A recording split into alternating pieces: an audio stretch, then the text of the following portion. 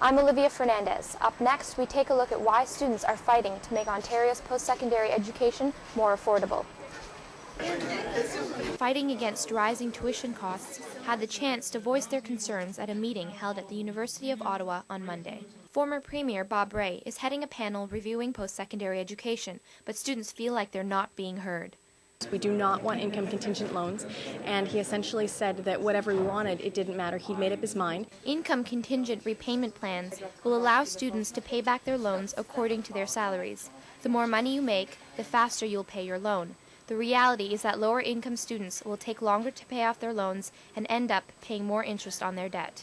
Because if you're 50 and still paying back your student loans, that's not a system that's going to work for students. So what we're really looking for is more funding from the government. Some say the lack of student representation on Rae's panel is another barrier for students who want to change.